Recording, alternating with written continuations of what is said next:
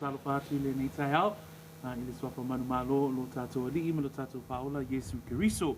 Ia le au saungia tātou se te talo. Ia ona tātou amata ina ile le tātou wa o ngā sasai le nei tai au. Whaaftai tele lava lo mātou atua. Maua fo ile ni avanoa mātou te o mai ai. Ina ia mātou whanongolongo a o e a o ina i mātou I lau tusi pa ia. O lau upu o le upu moni lea. E au ngā ai ia te I mātou, e au awina I mātou, saunia I mātou, whātonua I mātou, leli ia I le soifuanga nei, ia au mātou whātalitali atu I le toia fio mai o no mātou ali I whaolo. Yesu Keriso e ala tuai le mātou titalo, amene ma amene.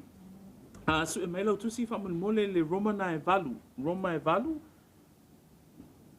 whaipo e se fulu ma le tolu, ai amatai nei le tātou, pasenga I le ni tai au. O lo tātou vaaia le laasanga lona lua. O le laasanga lona lua o le soifua faaolaina. E mai tawina mai le tātou onga inai pasenga tuanai. Yo I la tātou te vaaia ai. O lo o inai tātou le soifuanga o le tangata faaolaina. So le lai maua le tātou wata lea tu ina atu I lungo tātou lau papa. So maratua mai fo ila tātou wata lea. Ia o le mataupu lea o ina I te tono le tātou vasenga. Ia o le mataupu lea e faatatau I le olanga faaolaina. Sorry, le tau tu ina atu, but it's okay. We'll do it this way.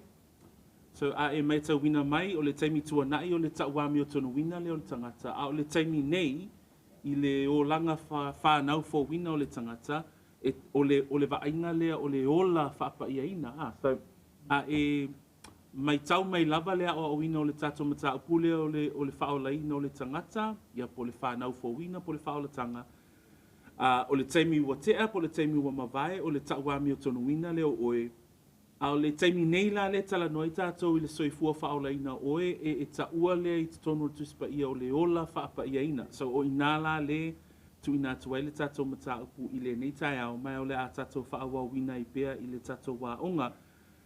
O le Romana e valu whai pasuma tolu, se tātou whai tau whaatasi mai ia ona o whaasoa tuai lea o ni manatu o le nei tai au.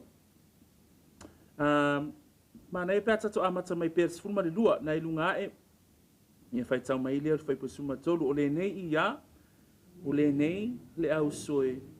Ua ia te I tātou e tau iatu. Ai le o le tino. Tātou te a mio ai I la le tino. O wā a whai tau te a mio I la le tino. Ai whai tia o tau a mionga le tino ele anana. Tau te o lai. O le vaenga le o le ola whapaiaina pei o na tātou wa o awina. O le ola whapaiaina, tatou Lesona lena tuana I nei, o le ola whapaiaina, o le vaia lea o le soifua ina ia, pe o le aunga lava atoa o le soifua tangata Kerisiano ina ia whaamatua ina, I le soifua whaaleanganga. Pe lao na o awina I tatou ana nafi le tatou fontatalo, o le aunga atoa o le tino Keriso ina ia matua le tino Keriso I mea whaaleanganga.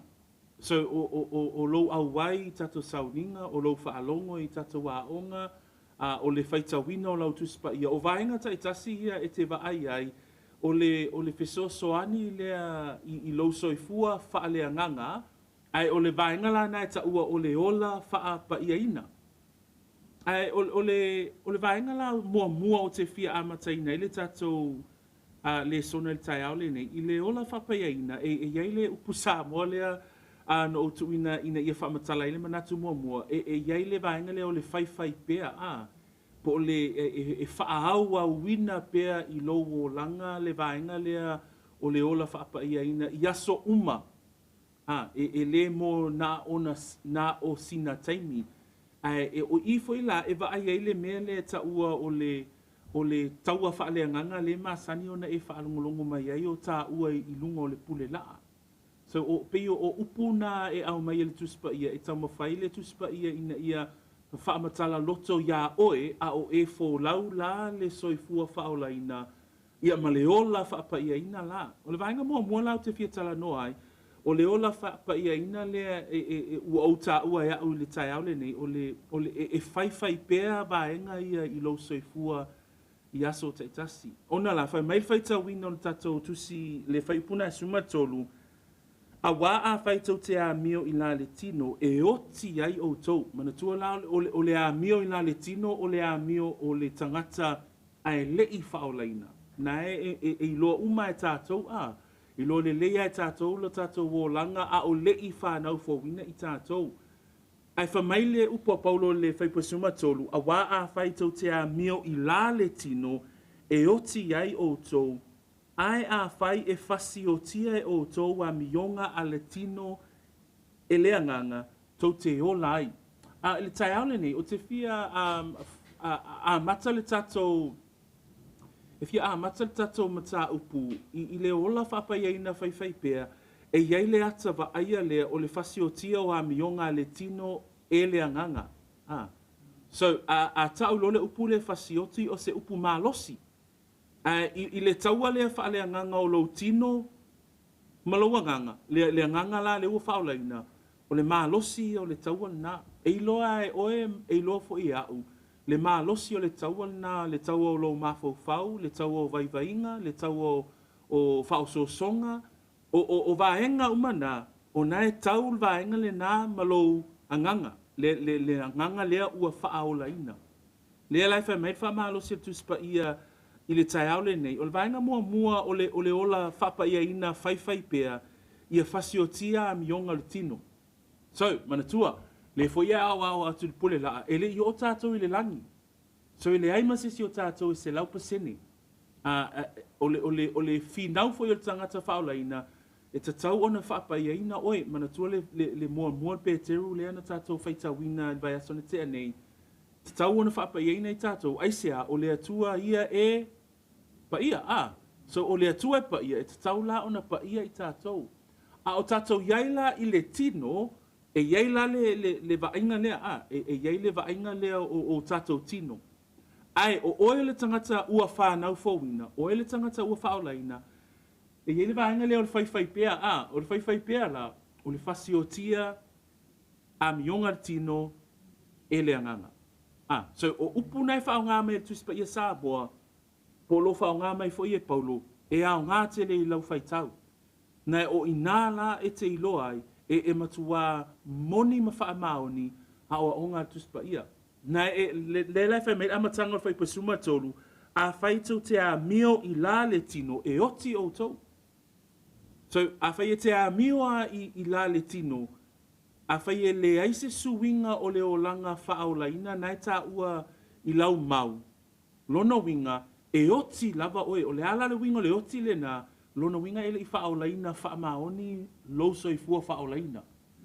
Ai a whai ua faaolaina oe, e iai la le taua lea, e iai le fasioti o a mionga a le tino e le anganga.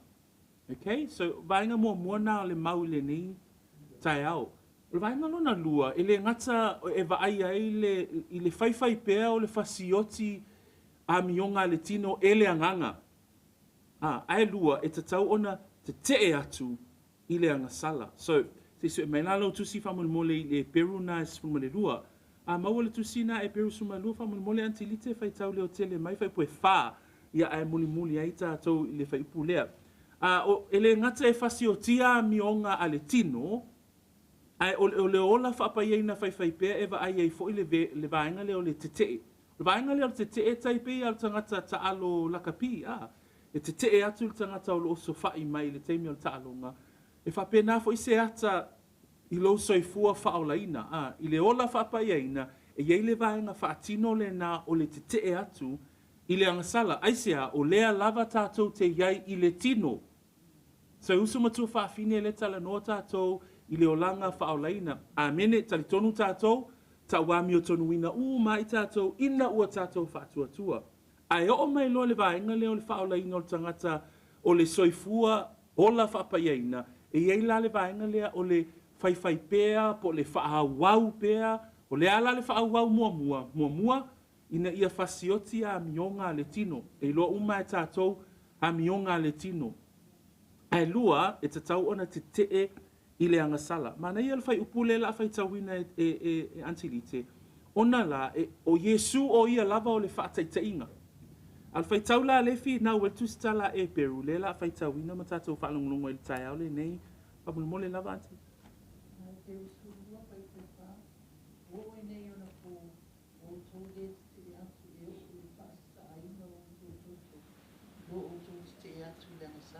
O le fai pue whālea, o lo ta oto le fai pue whālea i tutonu o le amatanga o le mataupu sifuruma le lua, o le Peru sifuruma le lua. O le Peru sifuruma le lua, o iwa o iai le fautuanga le tusitala, i le soifua o le kerisiano.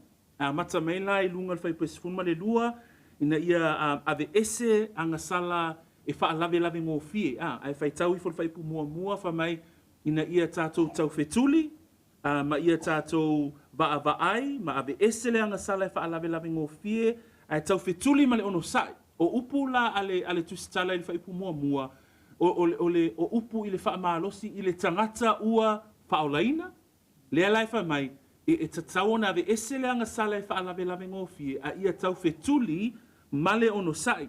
Whaipu e lua ona tāpua suma lua wha mai, ma vaai la ia Yesu. So, i loso i fua i le vaenga lea e te fasioti a mionga a le tino, ma le vaenga la lea o le ave ese o le angasala e whaalave lave ngō fie le tala noa mai ai, ia le tusi lea Peru. Fa mai la le fautuanga le tusi a Peru le whaipue wha, le lai wha solo i fo i lalo lau whaitau. Fa mai le whaipuna whaitau ina e antilite, ua noo i nei ono po, ua outou le te atu, e o i le wha asasaaina o outou toto, i lo outou te atu i le angasala. Lono winga, o lo tala noa mai le tusitala, a whai e wa ai tātou ia Yesu, manatua ave ese le angasala e whaalave lave ngō fie, ma ono sai i le tau fetulinga, pe o ata nā nei au mai e le tusitala, ma wa ai la ia Yesu, nai sau le whai upu e lua. O le ola whapaina, le lai wha mai le tusitala, ai le i kai a o kou ongo sai, i le whaasasaaino o tau toto, i le te atu, i le angasala. O inala, le au mai e spe whaataatia mai fo ia tuspa ia, le level e tatau ona o ai le tātou te atu i le angasala. Nai o le sau le angasala, e le whaavai fo i le sau le angasala. Tātou o mawai loa, ai i loso i fua ola whaapaiaina, le alai whai mele tusitala Peru, e le i o le tau te i le whaasasaaina o tau toto. Ai sea, Yesu Keriso, o ia o le whaataitainga o le ono sai, sa iai o ia i le tino. Te pila e tala noa atu ai i le neitai au, tato vasenga, a o e ola i lau soifua, a o e savali i lau savali ngā whaaleanganga. E iai le taua lea, o le taua la lea, o le taua o le fasiotia o a mionga a le tino. O le taua o lau te atu i le angasala. Le lai whamai whaitau le na whaitau ina antilita tai au le nei, whamai ele e o atu i le whaasasaaino o tau toto i lo o tau te atu i le angasala. E ele whai upu, e ele mata upu o le tuspa ia, o le mānaia i le whaamatala ina o le whetena inga la lea, po le whetaua ina lea, le vao le tino, ma le anganga. Si tato whaitau whaatasi la Su mai lau tusi le Roma nai fitu wha mole nai lunga tato lau papa. Roma i fitu, o lo iai se maua Paulo, e au mai ai ata i tato, le taua la lea, e i le whete na inga lea le whea ngai ma Paulo ma le apostolo. E mana ia fwoi tato whaitau whaatasi ia. Maua lau tusi, tilo ane whai pusuma 5. La tato whaitau atoa par kalafa nai whaangata mai li whaipu e 2 ma le 5. 2 ma le 5 2 ma le 5 ai whaangata mai li tato whaitau. La tato whaitau whe lafo ai mai ai, ai whaalongolongo le lei upua Paulo i e tala noa mai ai. Whaitau mua au, ia whaitau mai lea o toi wha Samoa, 2 ma le 5 mata mai ai. Ia o upu nei o upua Paulo, so e whaalongolongo le lei le upua Paulo. Ma mai tau mai la, o le iei tātou le mataupu o le whaiwhai pēa, le mataupu o le te atu i le angasala, le mataupu i le fasiotia o a mionga leanga. Ai se tātou whaalongo la i upua Paulo e whaamatala ai la le vaenga lea. Lau amataina ia so mai le o tau ia a wā o te le loa mea o te whaia. A wā o le mea o te whaia o te le loto iai.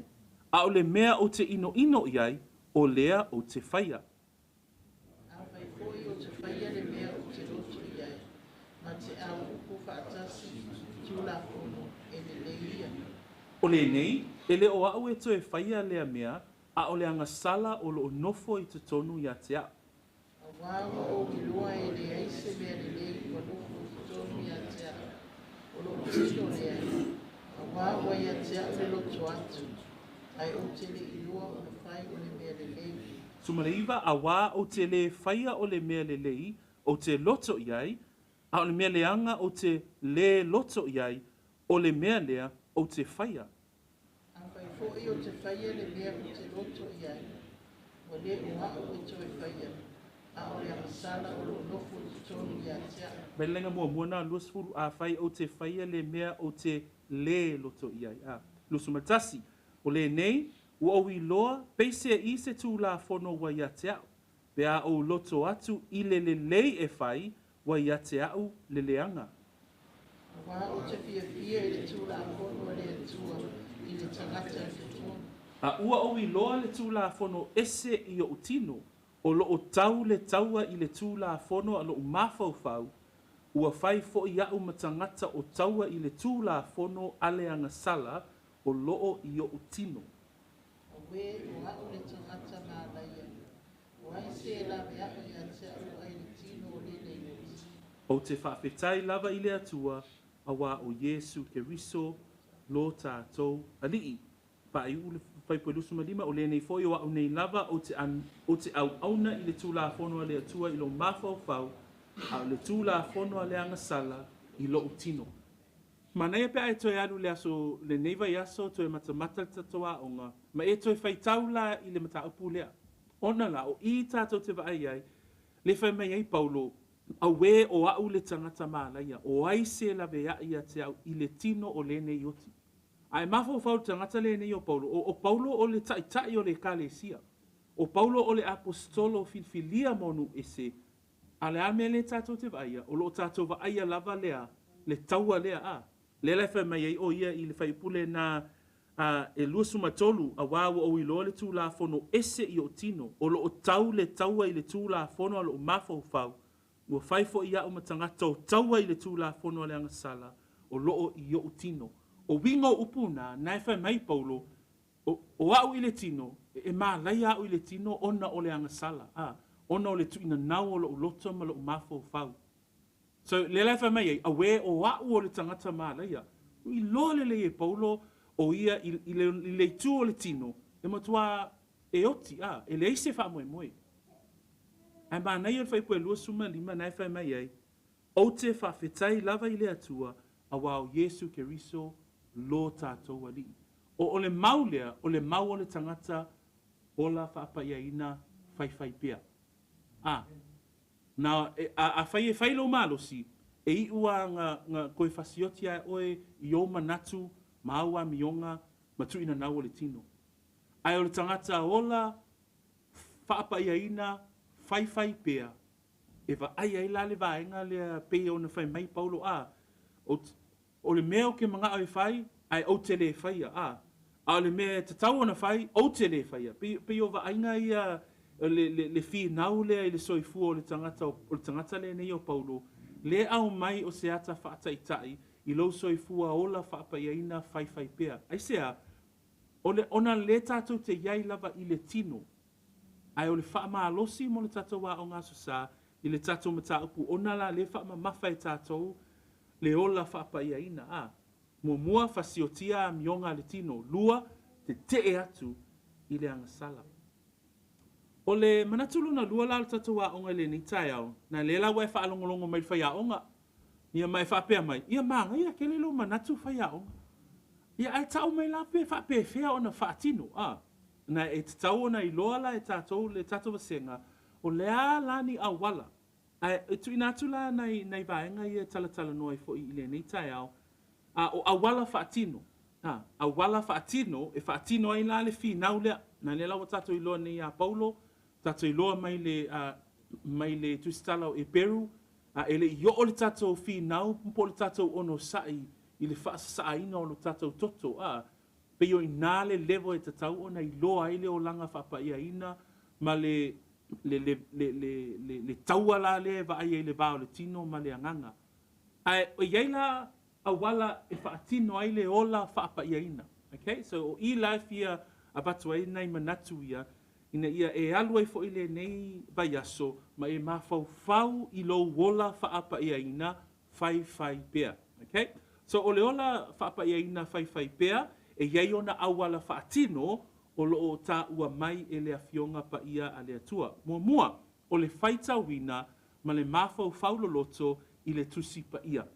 I le salamo mua lona whai upo e lua, le maitawina e le tootele o tātou tangata Samoa, e iei le whai upo le nā wha mai, ia le tangata, e le savali le filifilinga, e a mio leanga, e le tu foi o ia I le ala o e anasala, e le no fofoi o ia, no fo o e tawemu, ai nau pono a leopa I le ao a toa ma le pō.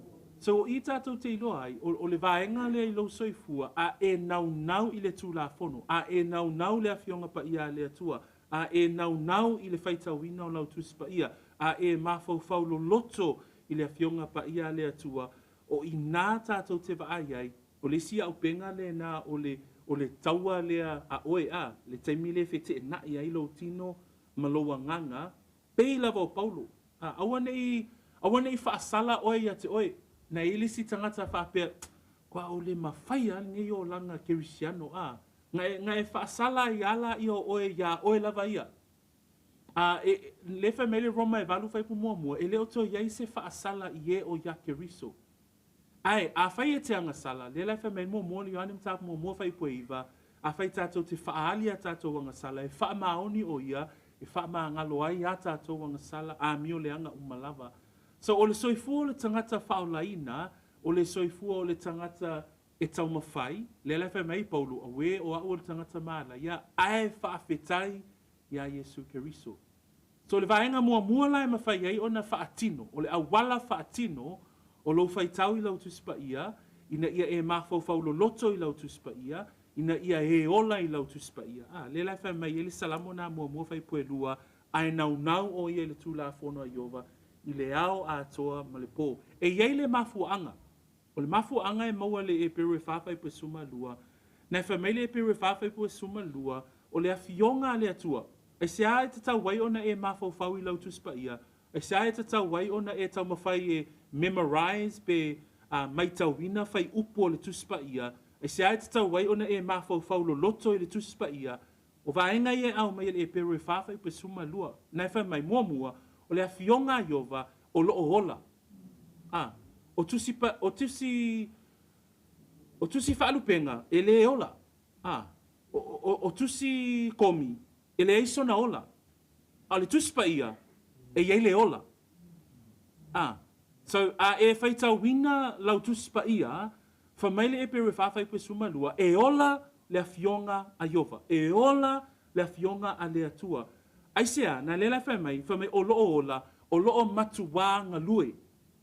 Mela na e nau ai te le tātou, I tātou a o ngā susama, le tātou e kāle sia, ina ia o auhina le tuspa ia, a o auhina upo le tuspa ia, awane ia o auhina upo le tangata, ia o auhina upo le tuspa ia, ina ia ola le anga o le tangata. So mua, le ana mafu anga te tau wai ona e mawhau, ma e nau le awhionga Iova I le ao a toa ma le pō, mua ona o ola le upo le atua. Lua, o loo matuanga lue, whamai o le ngā lue a le tuspa ia, whamai e sili lona maai I pelu uma. Ai mawhau I le maai o le pelu. Ona e loa lea o le maai o le a awhia o lo soifua, pe a whaitawina lau tuspa ia. E le iloa e le lalolangi, le vaenga lea, e le iloa fo'i e le tangata le whaatuatua ma le tangata le taritonu.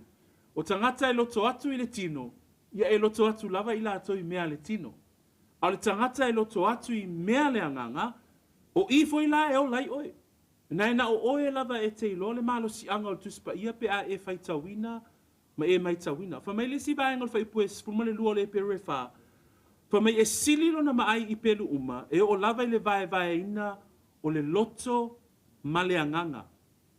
Ai se ai te tau na fai tau lo tuspa ia, nga e tai ai lo loto a.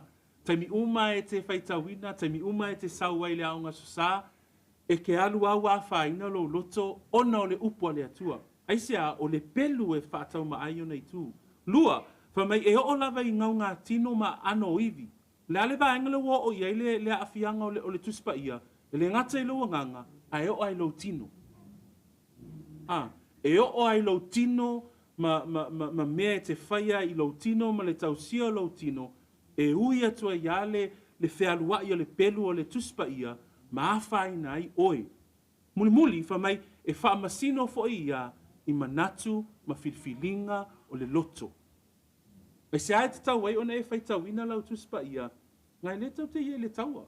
Awangi e manatu ele o lae, whaingo o fielo, soifua, ma maua lau ngaluenga, ma malolosi lau whanau ma tau ainga. Le ai, o le iai tātou I tutonu o le taua. O lo tātou iai tutonu o le onga, tutonu le mu, o le taua whaale anganga, o le sau o le te apolo, mo kua I vave ma masau le sau. Ai a whai e te whaatala le, a whai e te le whasiotia mionga le tino, a whai e te le te atu I le angasala, e maua o le fili. So le ale au wala whaatino mua e te tau ona tau mawhai ia I tātou, whai tau lau tuspa ia. Mafau lo loto I lau tuspa ia. Aisea, nai le e matuanga, lua le afionga a Iova, e peio le pelu e whaatau maai o nei tū, e o I lo wanganga ma lo loto, e o I lo tino ma ngau ngā tino ma ano iwi, e o I lo mafau, ma au whirwhiringa, e a awhia uma vaenga na, ona o le afionga pa ia le atua. Praise the Lord. Ia le ali. Okay. E se fsili. Okay, tātou? Okay. Oi wā whainga longa loko? Okay. Oa. Tau nā whaina mā tātou loto. Everyone. Tātou mai tātou nā whaina tātou loto. Ona le upumoni. Lua. O le si whainga o le awala whaatino. E te tau ona fua lo wolanga. E te tau ona fua mai I se suinga. A whai ele o vaaia se suinga o lo wolanga. E te tau ona e toi whesilingia po o e faaolaina. Toi whai atu. A whai ele o vaaia se suia o lo wolanga ma le fua mai o lo wolanga faaolaina. E te tau ona toi whesilingia po o e faaolaina. Ona toi whaila I o sau filfilinga nei mo le atua. A mene e fo I tātou Ona la, o le olanga o le kerisiano, o le olanga o la whaapayaina, e iei au wala whaatino, mua, whai tau lau tuspa ia. Le lau tātou tala noa ma whaasoa I le mafuaanga o le whai tau wina o lau tuspa ia. Lua, e te tau ona iei le olanga e fua I le fina ngalo o le atua.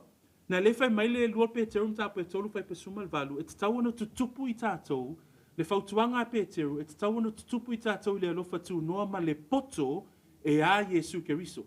O le tangata wāwhio a Yesu I lona loto, e te tau ona iei le mea le vaaya o le tupu, po le ola e fua mai I le poto e a Yesu Keriso. Se sue mai lautu si le Romana e sifun mane lua. O le isi awala e vaaya I le awala whaatino. Ona la, fa mai whai tawina o le whautuanga Paulo I le Roma e sifun mane lua whai poe lua, pa mai aua fo'i tau te a mio whaatasi ma le nei lalolangi. Ai peitai, ia liliwina I le toe fuata ina o tau loto, ina ia o tau sue, pe se a le fina ngalo le atua, mea wale lei, ma le maalie, ma le atoa. O le vaenga le ina ia mawhai ai o na fuatele mailo o langa.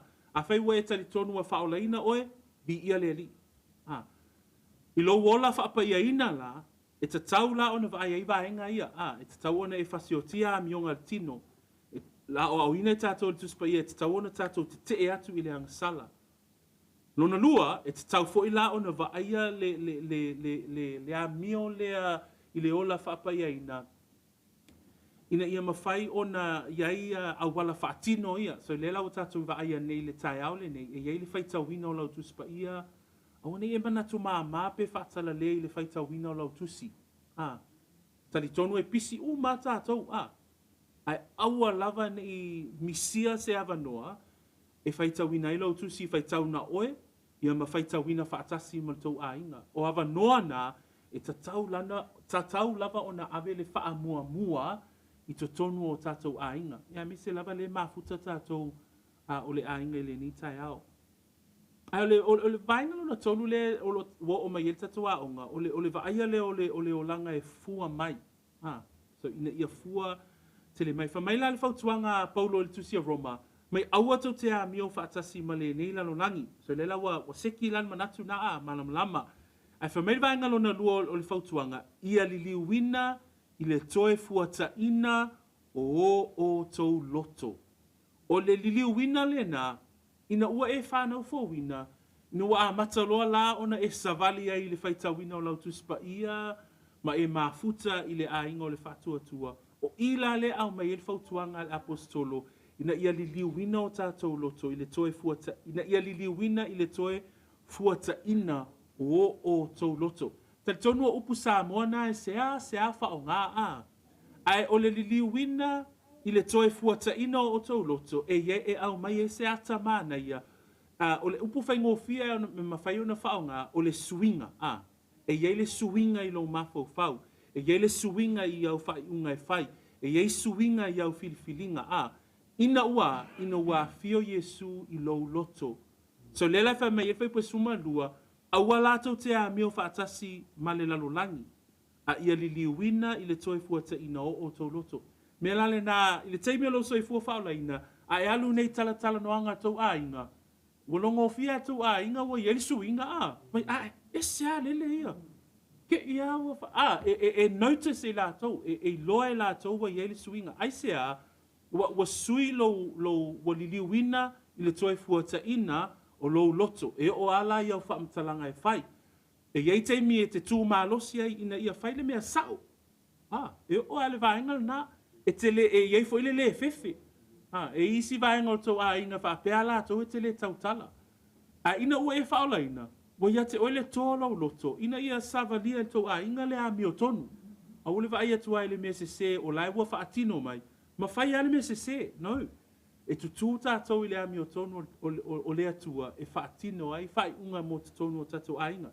Le lai au mai e ia, le whai mai, au atau te ami o whaatasi ma laulangi, ia li liwina le toe fuata ino o tau loto, ma sue, le vaenga la le tau ono o yeilo o langa, ia e sue, po se ale fina ngalo o lea tua, o le vaenga na e tau ona o iai, lo tātou wola, ma le tātou au nanga i lea tua.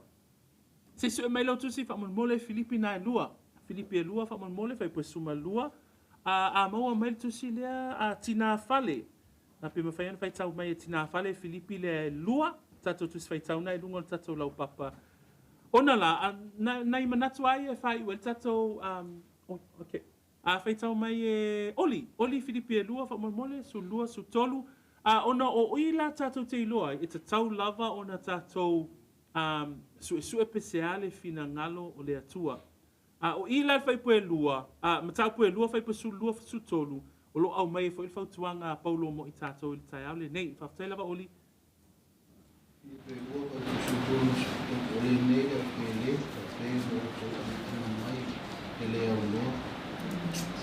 Ele ngata ini ya tātou no mofo mauto, a ole nei ua ati ai o le lai ya tō yo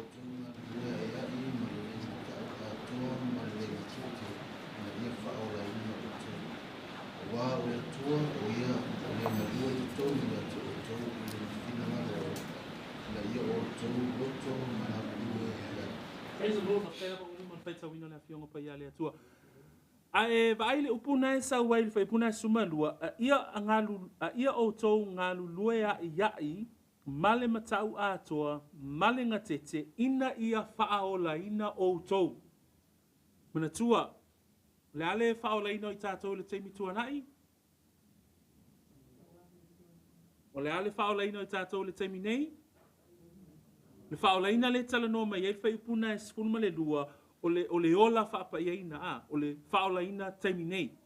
Mana tua ia malama le le tātou i le whaonga ino upu ie au mai te tono whai upu So, o le faaolaina o tātou i le taimi o mawai, o le tauami o tonu ino i tātou. O le faaolaina o i tātou i le taimi nei, le tala noa mai ia Paulo faipasuma lua, whamai, ia o tau ngā lulua ia iai, ma le matau a toa, ma le ngā tete, ina ia faaolaina ai o tau. Ai ba ai lo i le awala faatino, o le mea nei whamai le apostolo, whamai, ia o tau ngā lulua ia iai, male matau, male ngā tete. Ai mafau i lau ngā luenga nai whai lau soifua faaolaina, i le ola whaapaiaina, ia manatu i le mele tama whaile apostole e tatai e li tangata whaitau. E whai ngā luenga na, o se ngā luenga iai. O te iloa a tau lo upu Samoa na, e yeile ngā lue, e sili atu lo le ngā lue maasani. Nga nei whamai, ia ngā lue a iai. Lono winga, e whaateleina le lo ngā lue i lo soifua faaolaina. Ia tatau ona whaasili lo ngā lue i lo soifua faaolaina. Mana tua le tala no tātou i awala whaatino. So, o lau whaitau tu spaia, a whai e tasi lau mataupu le vai aso na e whaitau ai i teimi o mawai. Tatau na o tātou whaitau i nei mataupu se lua pe tolu, a whai e lua ni au whai upu e mai tau i le vai aso, o tatau na o tātou mai tau i whai upu e 5 i vai aso taitasi, o ewa ai mai leo langa o le tangata ola whapaiaina whai pea, ola whapaiaina a wala whaatino, lele whai mai Paulo, ia ngā lue a iai. So ia whaateleina le ngā lue, nā lai whai mai, male matau a toa male ngā tete, ina ia faaolaina o tau. So, o le tele o le vaenga, o le tatou savalinga whaaleanganga, me mawhai ai o na tatou whaamatalaina, pe a tatou i loa mai le upo le atua. Nei point muli lava e lua o na whaiwina i le tatou senga, o le si awal whaatino o lo wolanga te talo. So, talitono o le tatou ainga, o se ainga e iai le vaenga lea e vaaia i to tono o tatou ainga. Pamele luka na e sfulu matasi whai po e iwa sfulu o upo Yesu, ai se o le atu e maua e ia, o le saili e iloa e ia, o le tuitui e toi na mai iate ia. Whamaila i o Paulo Filipi e wha, awane i popola i tātou se mea tasi, a ia tātou whaali atu mea mai luma o le atua e awala i le talo whaatonga malea whaafetai. So, o vaenga i lo soifua, le lau tātou tala noa ina, awala whaatino, o le ola whaapaiaina whai pea. Le lau tātou i loa nei mua le tuspa ia. Lua ia i loa le ia fua mai lo o langa. Le lau tātou i loa, ia ngā lue a iai i tātou, male matau, male ngā tete, ina ia whaolaina ai i tātou. Tolu, i tātou te talo. O le te talo foi, o le tangata whaatuatua, e whaia lea i se awala, e mawhai ai o na tātou, i loa le lei le atua i lo tātou soifua au auna. Ma le vaenga muli, o le mafuta lea i le ausopa ia. Fia te le tātou i mafuta le ausopa ia, O le mafuanga lea, o le mafuta i le ekalesia po le tino keriso, i le aoawina mai te tono tuspa ia o se whaatonunga. Ai e te tau fo'i la o na mataala i tātou le ekalesia, So, pe la o na whaitawina le e peru na sfuru, na tu ina tu lunga lau papa le e peru lea, o le o whaitawina mo i tātou le whaipuna lua suma 5, whamailo na whaitawina whaapea, mai tu stala e peru. Ia tātou mana tuna tu fo'i le tasi, ina ia tau whaatupu ai le alofa mga luenga le lei. Au le lafo ina le whaapotoina o i tātou, pei o le maasani o isi, ia fe wha mawhana whanai, ia atiri ai fo'i o na whaapea ina ua o tau iloa o le aso, o loo, taulata mai. E vava ai lea o ngā tuspa ia i le vaenga lea o le mafuta whaatasi o le aupa ia ma le auso, o le whaatonunga, na nai whai mai le whai pue 2.5, aua. A whai mai lo le tuspa ia aua, lona winga, e lea o se mea whai ai so manatu. Ai o le whaatonunga le tuspa ia, ina ia muli ta i ele tangata whaatuatua. So, ba i folai whai pue 2.5, whai mai, ia tātou mana tunatu fo i le tasi, ina ia tau whaatupu ai le alofa mga luenga le lei. O le anma fuanga tātou teo mai whaatasi ai, tātou teo mai ina ia whe ofo ina ia tātou whe alo fani, ina ia mawhaiona tātou whaatupu le alofa mga luenga le lei. E te loa, a ova ai atu ia oe, e malosi ai au. A e ai mai fo ia te au, ma e whaalongo mai a te au. E malosi ai oe. Pe o vaenga ia o le tu whaale anganga o le tino o ke riso, o le e kalesia, o ingo e kalesia o mea whai e tangata. A le awa onga le kalesia te tono le tuspa ia o le mea whaale anganga. E mafua ona mafuta le tino o ke riso, ono le vaenga lea ina ia tau whaatupu ai le alofa o le tasi. Ina ia mawhai ai ona tātou whaatino ngā luenga le lei. Ia e loa le leila, o lo susu mai le nei tae au, o lo sita ia leo le whaatonunga le awhionga pa ia le atua. Tele isi toi ngā lotu ia wa ta tele nei vai teimi le nei whai mai, walava alunga o le upenga ta whailangi, ia walava alata ita lotu i te tonu o lata whale sao ai lo wanganga. Lei e se se manatu na e te tau o na o ina le lei i tātou, i te tonu la, o le vaenga o le kalesia, i lalo le whaamalmalunga, a leo maa moe, ia mawhaiwhi au. Peilau na yele e feso le wha, le latu inatu lau homework il vai aso nei, Roma lenta tō whai tawina le amatanga Roma fitu, le fete na inga vanga le a Paulo, lau homework mua na, lau homework lona lua, e feso e wha, whai pesu tasi o suma leono, o le wha taatia mai le apostolo o tofinga tai tasi o le kalesia. So, o nei vaenga la na, ma nei pe asau ni status suenga na wole wana le fa status suenga so le la faatino status suenga i tusi na e lua Roma fitu ia male efeso e fa so vaenga la na la fai so fai tau ngā tusi nei vai aso o le asau ni atu ai tātou na vai aso le tātou ango samul mulio le ni masina ai o vaenga ia i le ni tai au le la fai u tātou e yailona tāua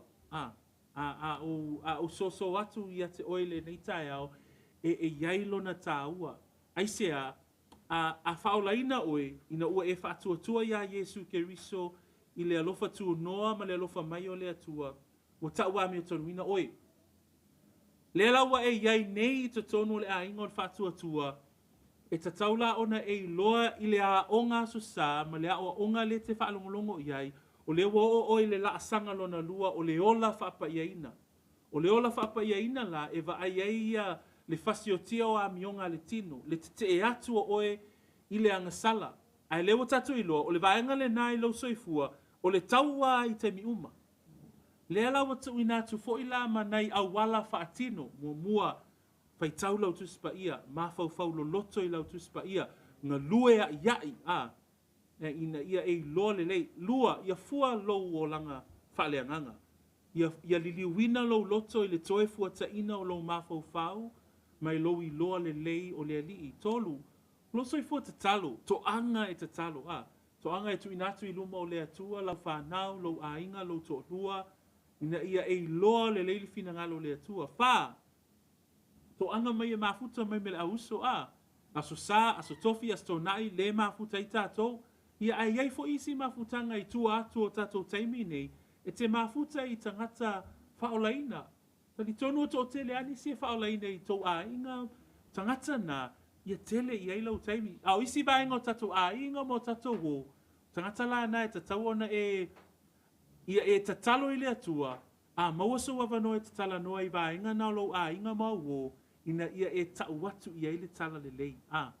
Na e tatau na lo lofa i tātou, ina i o tātou a inga e lei faaolaina, ina ia tau i aile fe au o le tala le lei. Whamanuia le atua le tātou a inga le ni tai au ma le tātou wasenga, tau ina ia whamanuia le atua ia te oe malau whaalongo, ia le atu ina atu i leuso ia Danny whaman mole, o li kena na te whaewina mai tātou i se tatalo, manatua a iaini fesili, tu ina ifo i luma le tātou chat, a iai fese fesili e te fia a fesili mai iai, le la whaewina tātou le tatalo, ia na tapela ia le tātou live, ia e tātou tatalo noa se i o te mea tātou sauninga, ia e whamanuia tele le atua le tātou a inga le ni tai au, ono Yesu, tu natu ia Danny whaman mole.